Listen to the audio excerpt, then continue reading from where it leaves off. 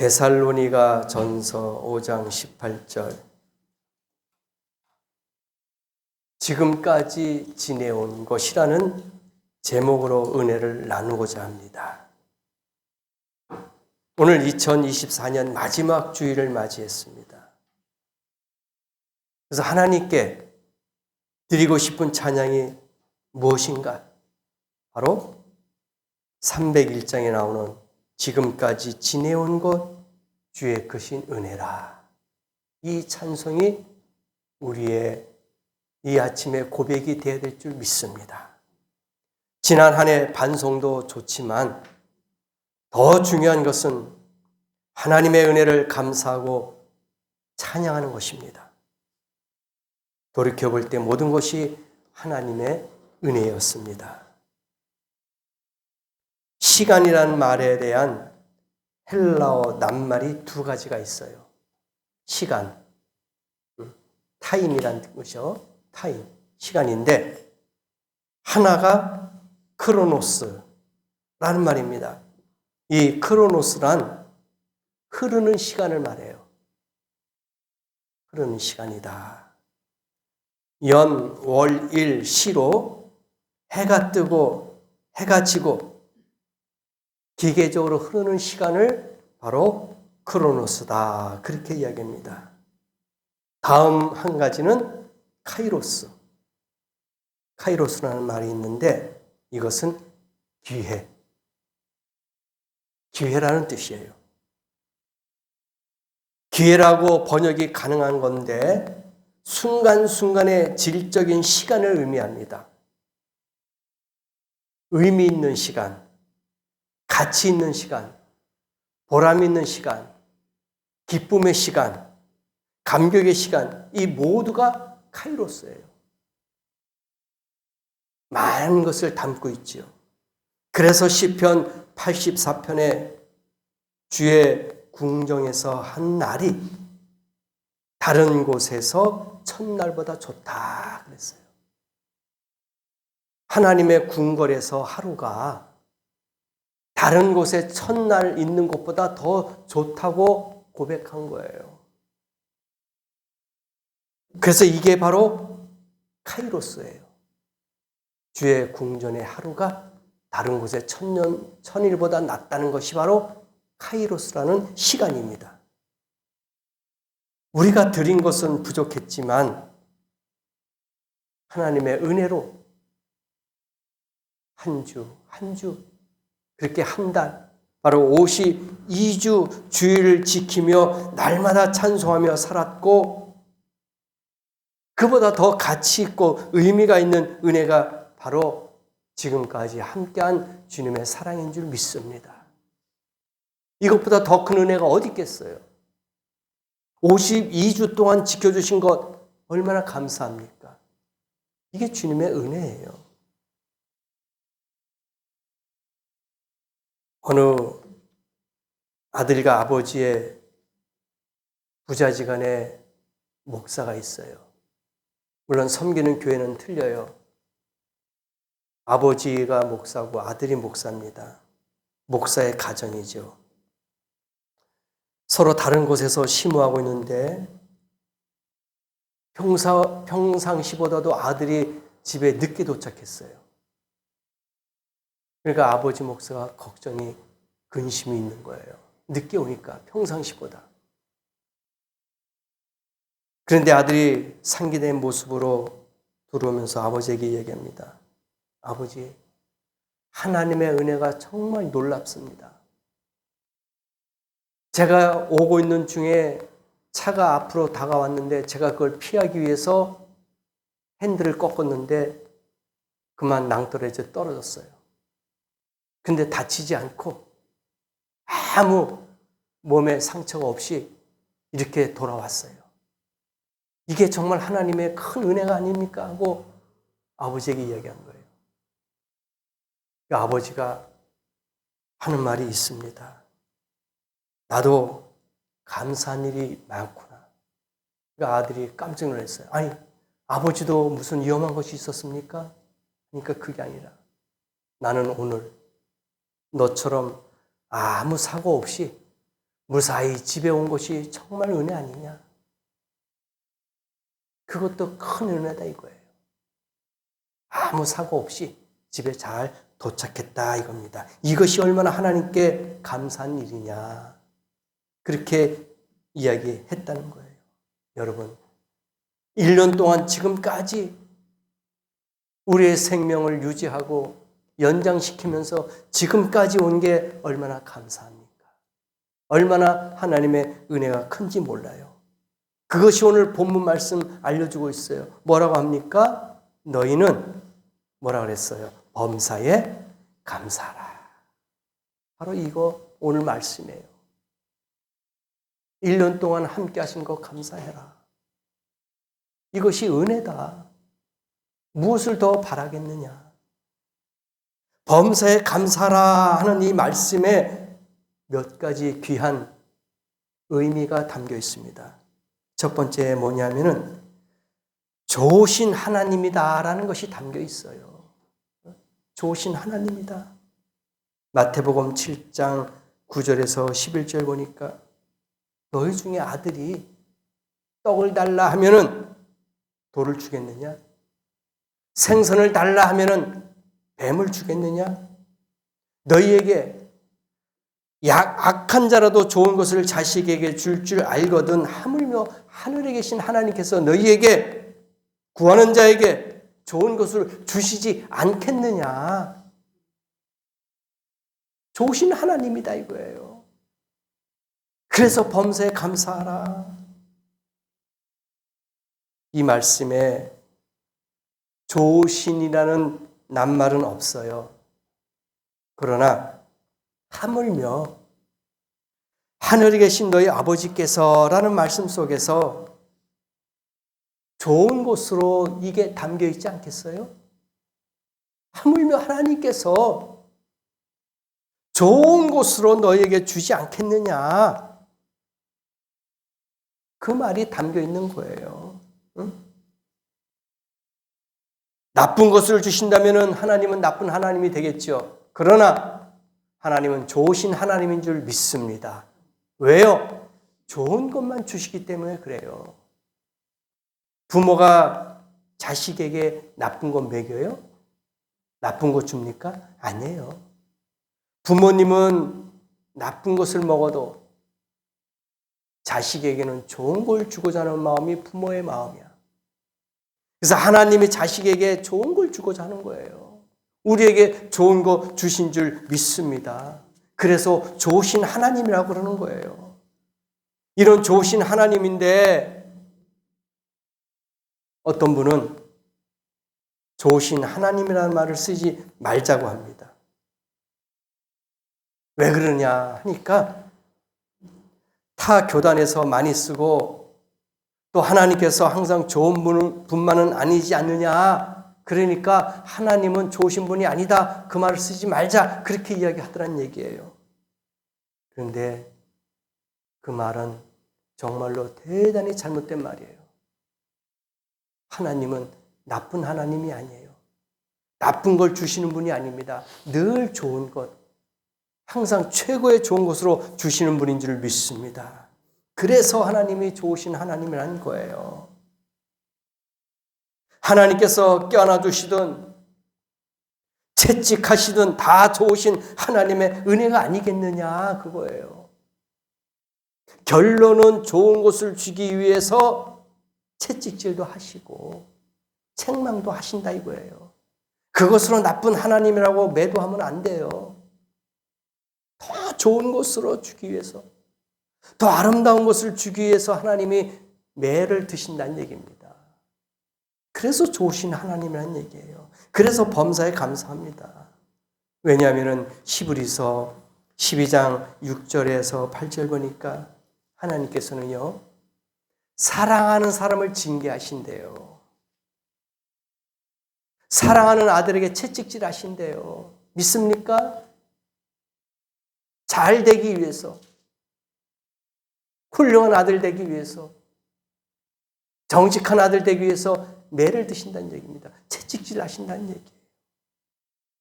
왜냐하면 징계하지 않는 아들은 아들이 아니다. 그렇게 나오잖아요. 내가 매를 들어야지만이, 채찍질을 해야지만이, 징계를 해야지만이 참 아들이다. 그렇게 히브리서 12장 말씀해 주셨어요. 그래서 범사에 감사해야 할 것은 좋으신 하나님이 우리와 함께 하시기 때문이다. 그렇습니다. 이사야서 46장 3절과 4절에 보니까 야곱의 집이여 이스라엘 집에 남은 모든 자여 내게 들을지어다. 배에서 태어남으로부터 내게 안겼고 태에서 남으로부터 내게 업힌 너희여 너희가 노년에 이르기까지 내가 그리 하겠고 백발이 되기까지 내가 너희를 품을 것이라. 백발이 될 때까지, 그러니까 늙을 때까지, 나이 들 때까지 하나님이 품어주신다고 말씀해 주셨습니다. 일찍 버리시는 게 아니에요. 조금 있다가 우리를 버리시는 게 아닙니다. 하나님께서는 어떻게 해요? 우리를 품어주실 때 어디까지? 노년에 이르기까지, 백발이 되기까지 우리를 품어주신대요. 그러니 감사하지 않을 수가 없습니다. 항상 감사하시기 바랍니다. 그래서 이 말씀처럼 하나님이 나를 백발처럼 노년에까지 나를 지키실 것이다. 나를 감싸 주실 것이다. 나를 보호해 주실 것이다. 믿고 감사하는 성도 되기를 원합니다. 두 번째는요. 우리의 만사를 아시고 다스리시고 책임져 주신 분이기 때문에 감사해야 돼요. 본문의 범사라는 말은 뭡니까? 모든 일에. 그렇죠? 우리가 킹 제임스 번역해 보니까 모든 일은 everything, 모든 것이다 이거예요. 모든 것이다 그렇게 표현했습니다. 그런데 국제 번역 NIV에는 어떤 상황에서라는 그 의미가 all circumstance라고 해요. 모든 것, 어떤 상황에서도 그런 것을 담고 있어요.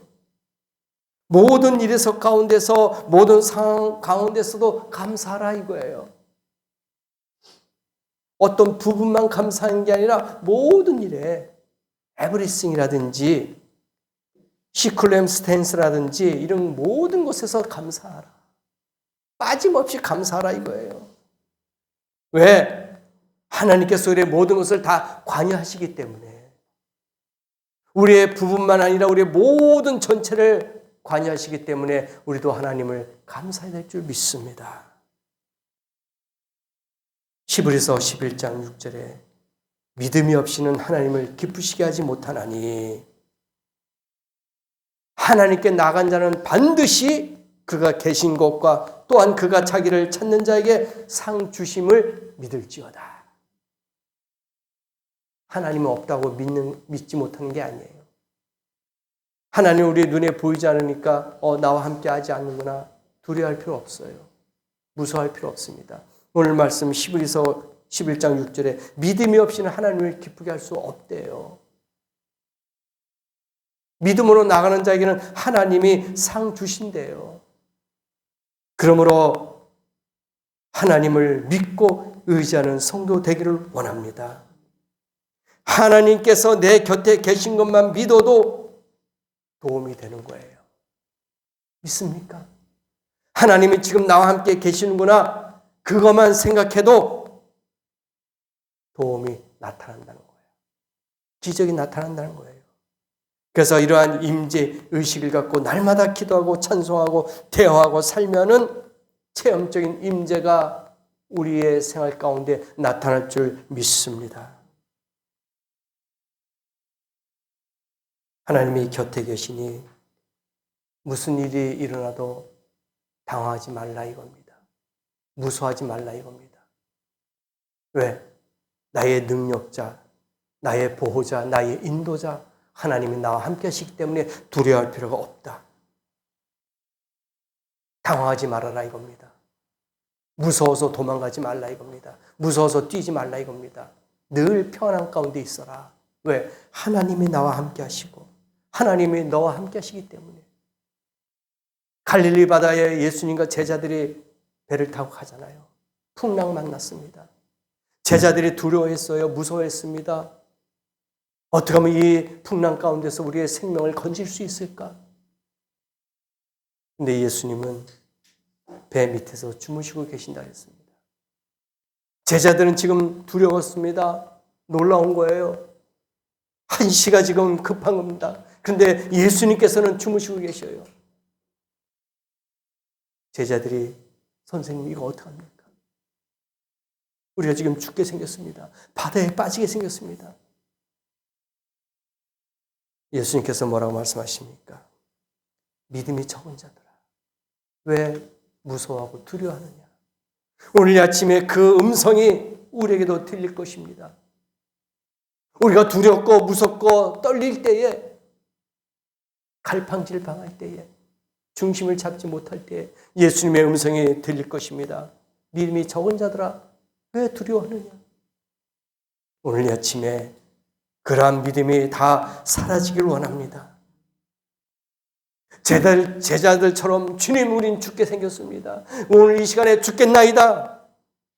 어떻게 하면 되겠습니까? 어찌하여 예수님께서는 주무시고만 계십니까? 하고 원망하고 따지고 질문할 수 있을 것입니다. 그러나 여러분 당황하지 말고 함께 하신 주님을 의지하시기 바랍니다. 주님은 저와 여러분에게 늘 365일 24시간 함께 할 줄 믿습니다. 그래서 지금까지 한 거 아닙니까? 안심하세요. 두려워하지 마세요. 걱정하지 마세요. 주님이 함께 하실 것입니다. 왜? 시편 23편에 여호와는 나의 목자시니 내가 부족함이 없으리로다. 여호와는 나의 목자라고 했어요. 부족함이 없다고 했습니다. 두려워하지 마십시다. 염려하지 마십시다. 무엇을 먹을까? 무엇을 마실까? 무엇을 먹을까? 무엇을 입을까? 걱정하지 마시라는 얘기예요. 왜? 푸른 초장으로 인도하시니까. 하나님께서는 우리의 범사에 아시고 책임지심을 믿고 늘 감사하시기 바랍니다. 이게 은혜요. 이게 복이란 말입니다. 마지막 세 번째. 범사에 감사라는 말씀은 최상의 복으로 주신다는 의미가 들어있어요. 최상의 것, 최고의 것으로 복을 주신다.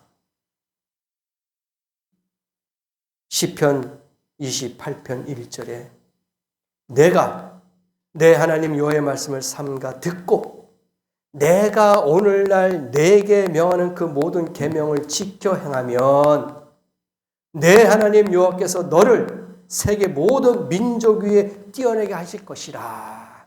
그렇게 했습니다. 하나님을 의지하고 하나님을 영원롭게 하는 사람들, 하나님의 명령을 지키는 사람들 어떻게 해주신다고요? 세계 모든 민족 위에 뛰어나게 해주신다. 이런 믿음을 갖고 여호와 이름을 영원롭게 할 수 있는, 여호와 이름을 드러낼 수 있는 그런 복된 성도 되길 원합니다. 그렇게 된다면 우리의 이름이 세계 모든 민족 위에 뛰어나게 나타날 줄 믿습니다.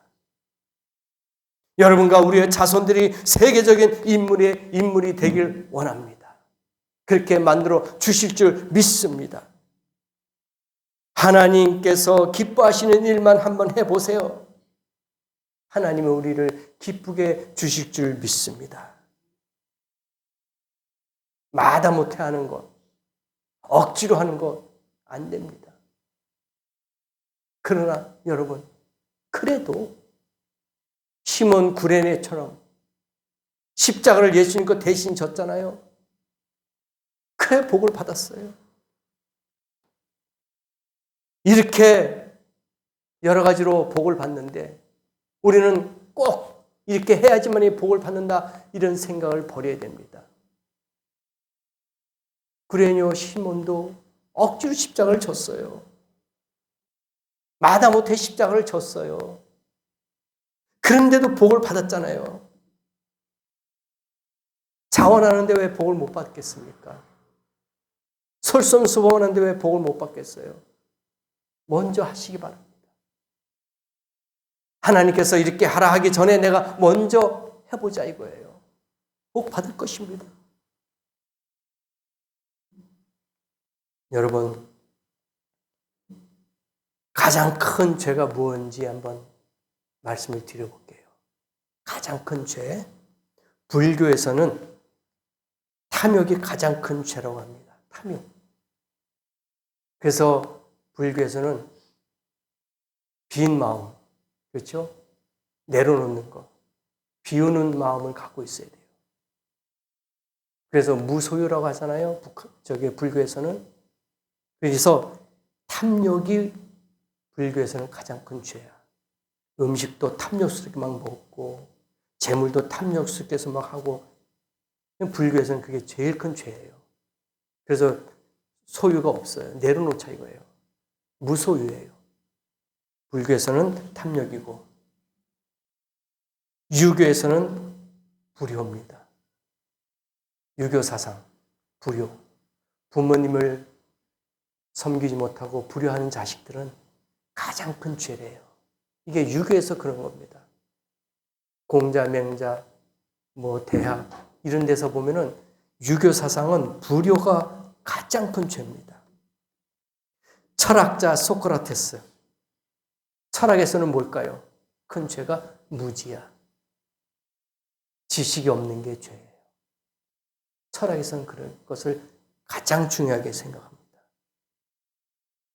그리고 헬라 철학에서는 교만. 가장 큰 죄입니다. 그런데 우리 기독교에서는 뭘까요?